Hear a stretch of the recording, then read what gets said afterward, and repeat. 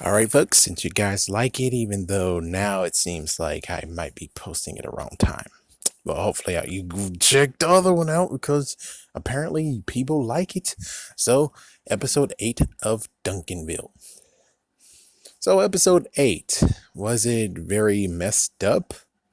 Actually, I think this one will pass. It's not really truly heartwarming, but it was decent enough. That's the good news. It's like, thank goodness you have another decent episode that really wasn't that horribly bad that made me say, oh, what the frick. So, anyways, here's a rundown of what happened in the episode. So, the episode starts with them being in a hot heat wave, which, oh my goodness, I can freaking relate. The air conditioning is freaking down in my house. So I've been for weeks sweating and had to actually sleep with a stupid fan. My goodness. So, anyways, they actually went into the public pool, which was full, and you had the dad jump in, and someone else got popped out of it. And, well, sadly, he has been touched in a way that you shouldn't be touching guys unless you have their consent. So with that said, they actually just left and they decided to go to a place they haven't gone to a long time, which at this point makes me actually say, how come they didn't actually go to this place I understand why. I'm relating to the episode where they were like, they went to this 80s bar and then at the end they went to the under the bleachers and someone was looking at them. Meanwhile, I'm like, if you had this hangout, why didn't you go at this hangout? It seems to me that you should have just drove at this hangout since you did this as a teen. I mean, you did this as maybe in the 80s. Maybe. I think that's true. So that means that they should have made out here because no one's there except for, of course, Squirrel Man. And we'll get to that in a minute.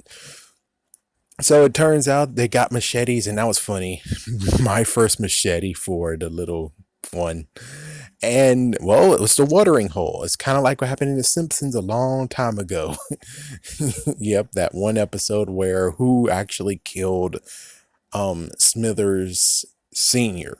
But anyways, they actually found a watering hole. It turns out they have some rattlesnakes there. And, of course, the dad actually got bitten like at least once or twice. Oh, frick.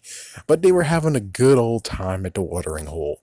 Pretty awesome. Oh, I forgot to mention the bad guy. Oh, wait, no, I'm good. I'm good.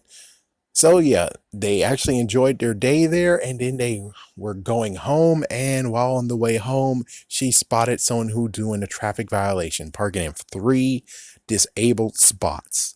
So she goes in there and gets him. And apparently, Duncan actually has a water gun to help back up. And sadly, like well, the good news is that he does get. Yeah, he does actually kind of get guilty, but more than anything, it's like, take a photo of what he has done. So there's no way he can actually object to it if he decides to take you in court, which kind of pretty cocky right now. So she actually writes the thing, and then we have this guy named Jerkbag McGee's Axe, something like that. So he basically says that I'm rich and you're not going to freaking get me with a ticket. I don't even pay alimony or whatever. So eventually she was able to get him with it and he checked um the thing to make him go into court. So as soon as they go into court, he actually, for the most part, actually made it. But then she continued on and, well, their courts actually is broadcasted on local television. So the mayor, which funny enough, the previous episode, remember the secretary? She died. And she actually hired a new secretary. So it shows that, yes, whatever happens in this TV show, it's permanent. So if you die in this TV show, you're not coming back. They're keeping continuity for now. So she actually likes how the mom is dealing with things, and now she actually appointed her as a freaking judge, a part-time judge, and also her husband's now the plaintiff, or jail, the guard for the freaking judge. So he got away. Yeah, he got away with it by actually just buying himself out of it. So he just bought. He's like, yeah, I'll pay for the ticket. It was like, why did you go to the court in the first place? But of course, story progression. So yeah, that's what happened. And it's kind of funny that the youngest one actually got agreed upon getting a dog. And that's good. That was the best runaway gag ever was in this episode that they have done, which is, you said you'll get a dog. We'll get a dog soon, sweetie.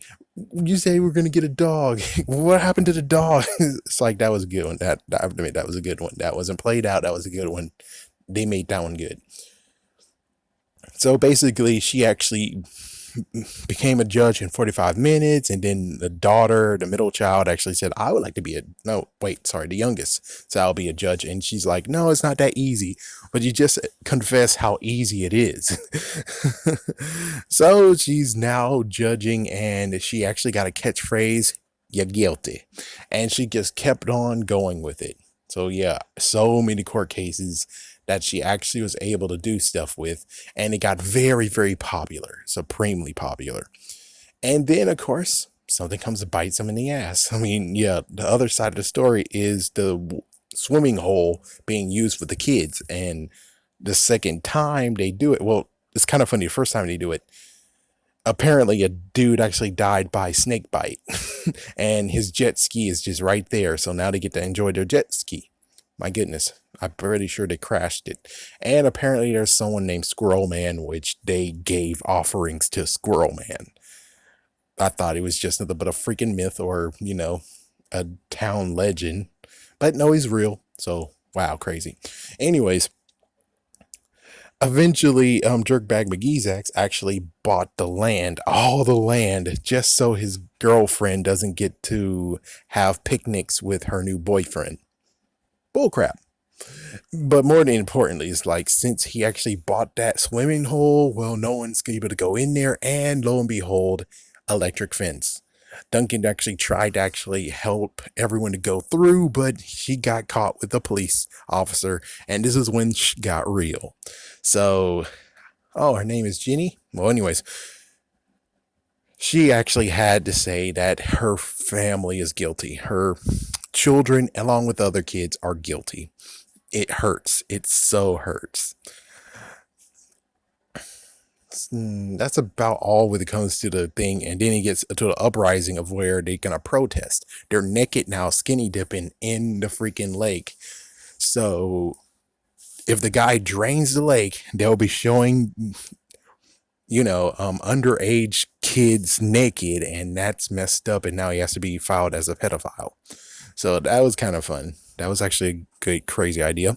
And then lo and behold, Squirrel Man is real, and he's been in the freaking area for 50 years watching teenagers do shit. Just like, but he says he's not doing this sexual way. No, no, no, no, no, no. He just sees the beauty of it that isn't sexual. But even so, it's like, he's been in there for 50 years. That means he got squatters' rights, which means he owns the land. So that means the guy, if he wants to own the land, has to actually buy it from him. But pretty sure he's not going to do that crap. So that's how it ends. And I guess I could talk about Duncan's delusions and daydreams, the fact of wanting to be in a speedboat and getting someone to actually partner up with him, being a police officer or going for justice.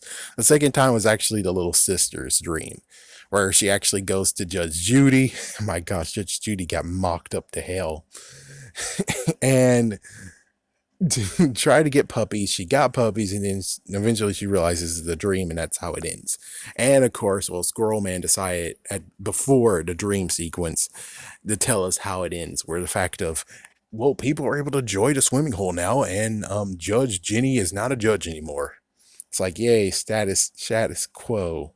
That's freaking awesome. I guess that's okay. Yeah, I mean, what you gonna expect? It's like, well, from a show that actually allowed a person to freaking damn die from drowning from toilet water, you would kind of figure that they do not have to do the status quo crap. I'm just saying. But no, the status quo crap is still in session, even though the tree's gone. The tree's still gone, though. The tree's still gone. So it's like, interesting.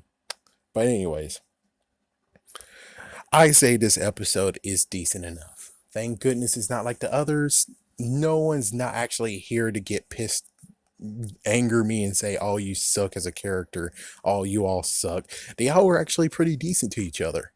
The only messed up part is just the newest freaking guy, which I really hope that he's not going to be a one-off. I hope he shows up again in a few episodes later, you know. Just allow him to not be just that one-off character. Anyways, there you go. Not bad. Not bad.